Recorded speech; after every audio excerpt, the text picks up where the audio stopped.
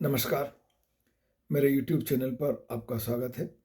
आज हम सफल व्यक्तियों के प्रेरणात्मक संघर्ष के बारे में कुछ बातचीत करेंगे और यह बातचीत आपको भी अपने जीवन में लक्ष्य के निर्धारण और उसको प्राप्त करने के लिए संघर्ष करने के लिए प्रेरित करेगी और संघर्ष भी ऐसा बगैर थके, बगैर हारे, निरंतर प्रयास जिससे सफलता आपको प्राप्त हो।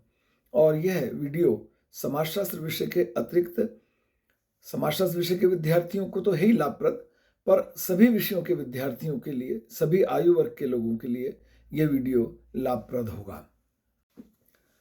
मैं आज आपसे 18 जनवरी 2025 को मध्य प्रदेश राज्य सेवा परीक्षा 2022 के घोषित परिणाम के संबंध में चर्चा कर रहा हूं और यह परीक्षा परिणाम आपको इस संबंध में निर्णय लेने में, प्रयास करके सफल होने में प्रेरित करेंगे।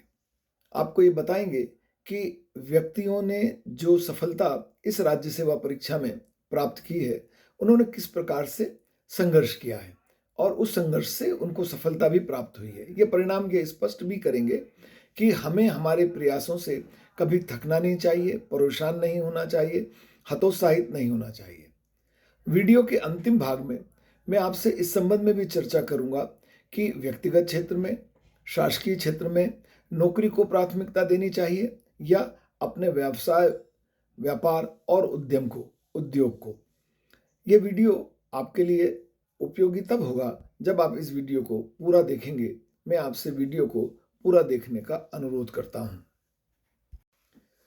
राज्य सेवा परीक्षा के इस परिणाम में देवास की दीपिका पाटीदार टॉपर हैं और वह डिप्टी कलेक्टर के पद पर कार्य करने के लिए चयनित हुई हैं। देखिए, दीपिका चयनित हुई हैं, टॉपर हैं, पर इसके पहले दीपिका 4 बार प्रयास की हैं और चारों बार वह अपने प्रयास में लिखित परीक्षा में पास हुई। इंटरव्यू के चरण, मौखिक परीक्षा के चरण तक पहुंची। उन्होंने इंटरव्यू दिया, परंतु 4 प्रयासों में इंटरव्यू में उनका किसी भी पद के लिए चयन नहीं हुआ। मतलब 4 बार असफलता। यह हतोत्साहित कर सकती है, व्यक्ति को निराश कर सकती है, परंतु दीपिका जी ने अपने लक्ष्य को लेकर निरंतर प्रयास किया और 5वीं बार के प्रयास में वह केवल सफल नहीं हुई, बल्कि उस राज्य सेवा परीक्षा 2022 की टॉपर रही। मैं समझता हूं कि आप इस बात से सहमत होंगे कि हमें हमारे प्रयास में थकना नहीं चाहिए, हतोत्साहित नहीं होना चाहिए। यदि साहस है, यदि एक योजना है और हमें यह विश्वास है कि हम इस योजना पर चलते हुए लक्ष्य को प्राप्त कर लेंगे, तो हमें हमारे प्रयास को निरंतर जारी रखना चाहिए। दीपिका जी के लिए यह बात भी प्रेरणादायी थी कि वे 4 परीक्षाओं में मौखिक परीक्षा के चरण तक पहुंची थीं। मेरिट लिस्ट में दूसरे स्थान पर हैं आदित्य नारायण तिवारी। वह भी राज्य सेवा परीक्षा 2019 में मौखिक परीक्षा, इंटरव्यू के स्टेज तक पहुंचे, पर उनका चयन नहीं हुआ।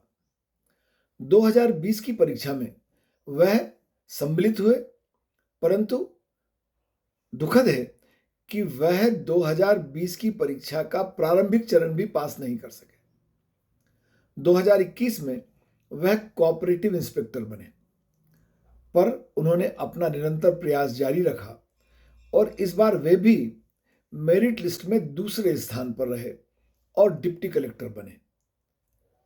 उनकी कहानी भी निरंतर संघर्ष की कहानी है। आप देखिए, इंटरव्यू की स्टेज तक पहुंचना, अगली परीक्षा में प्राथमिक चरण भी पास नहीं कर पाना, उसके बाद भी अपने प्रयास को निरंतर जारी रखना और सफलता प्राप्त करना, यह सबको प्रेरित कर सकता है, करना चाहिए।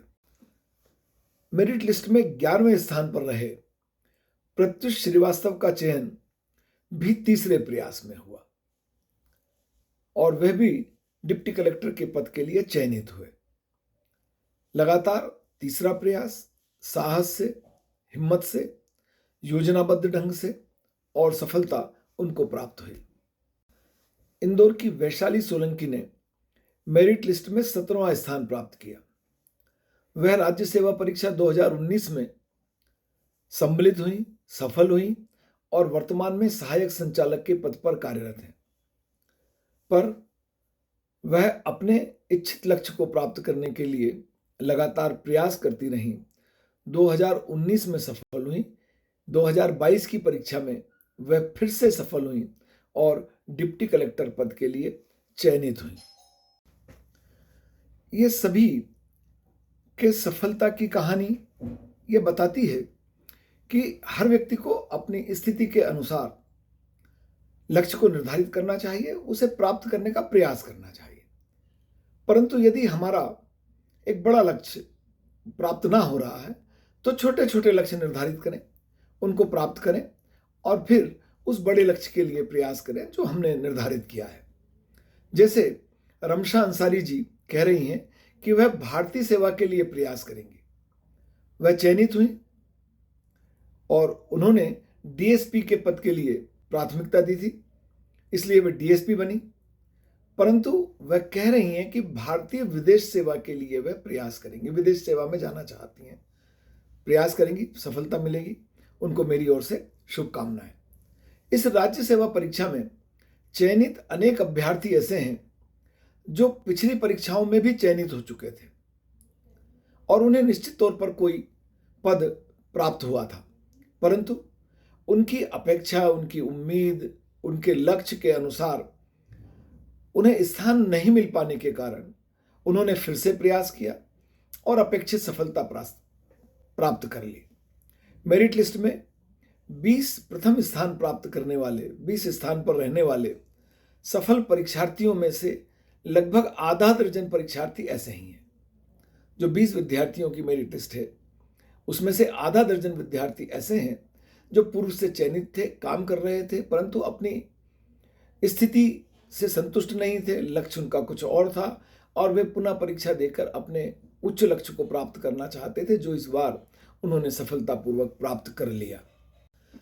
सभी सफल परीक्षार्थियों का कहना है कि उन्होंने पिछली परीक्षा के अनुभवों से सीख ली और उस सीख को सिरोधार्य कर, उस सीख को मानकर उन्होंने लिखित और मौखिक परीक्षा में उस सीख के आधार पर अपने प्रक्रिया में परीक्षा देने की, मौखिक इंटरव्यू देने की सुधार किया और इस सुधार से उनको अपेक्षित सफलता प्राप्त हो गई। सफलता के यह प्रेरणात्मक प्रसंग सबको प्रेरित करते हैं, पर इसका एक दूसरा पक्ष भी है। उस दूसरे पक्ष की मैं आपसे चर्चा करना चाहता हूं। वह दूसरा पक्ष हो सकता है आपको मेरी बात नकारात्मक दृष्टि में लगे, पर मैं ऐसा मानता हूं कि यह नकारात्मक नहीं है, आपको प्रेरित करने के लिए है और यह एक आईने का दूसरा पक्ष भी है, बात का दूसरा पक्ष भी है जिसके बारे में सबको विचार करना चाहिए, जानना चाहिए, समझना चाहिए। और वो ये है कि आपने सफलता की प्रेरणादायक कहानियां तो सुन ली, चर्चा सुन ली, परंतु आपको ये जानकारी कहीं से नहीं मिलती कि बहुत सारे व्यक्ति, बहुत सारे परीक्षार्थी ऐसे हैं जो अनेक प्रयासों के बाद भी सफलता प्राप्त नहीं कर पाए, किसी पद को प्राप्त नहीं कर पाए। आखिर के क्या करें वो ऐसे परीक्षार्थी, क्या करना चाहिए? क्योंकि आपके असफलता, किसी की भी असफलता, उसमें निराशा का भाव लाती है। यदि हम शासकीय नौकरियों के संदर्भ में बात करें तो पद और आवेदन करने वाले जो अभ्यर्थी हैं उनकी संख्या में बड़ा अंतर होता है। पद की तुलना में आवेदन करने वाले व्यक्ति कई गुना होते हैं। ये मैं नई बात नहीं कह रहा हूं, आप सब इस बात को जानते हैं। और इस सब में हमें सफल लोगों की कहानी तो पता चलती है, उनकी कहानी पता नहीं चल पाती जो लगातार प्रयास के बाद भी सफल नहीं हो पाए।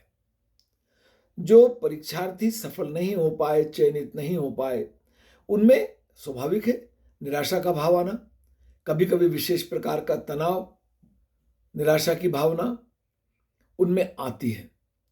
इससे बचने के लिए पहली बात तो इससे बचना ही चाहिए। कभी भी निराशा, हताशा हम में नहीं आनी चाहिए। तनाव तो आने का कोई कारण ही नहीं है, पर अगर ऐसा कभी होता है तो योगिक क्रियाओं का सहारा लें, सफल व्यक्तियों से संपर्क करें, कैसे उन्होंने सफलता प्राप्त की, व्यक्तियों की जीवनियों को पढ़ें। आपको लगेगा अमिताभ बच्चन की जीवनी, हमारे पूर्व राष्ट्रपति जी का अब्दुल कलाम साहब की जीवनी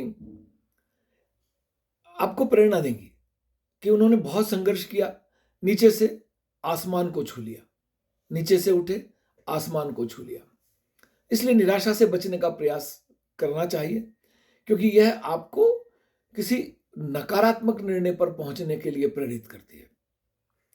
और इस सब के बचाव के लिए मैं अपने विद्यार्थियों को यह सुझाव भी देता हूं कि वह अपनी योग्यता, क्षमता के अनुसार व्यापार, व्यवसाय, उद्योग के संबंध में भी विचार करें। अपार संभावनाएं हैं इसमें। नौकरी के बजाय अपने स्वयं के कार्य में बहुत अधिक अवसर होते हैं। इसमें जो आप अपनी उपलब्धियां अर्जित करते हैं उनका लाभ आपको स्वयं मिलता है।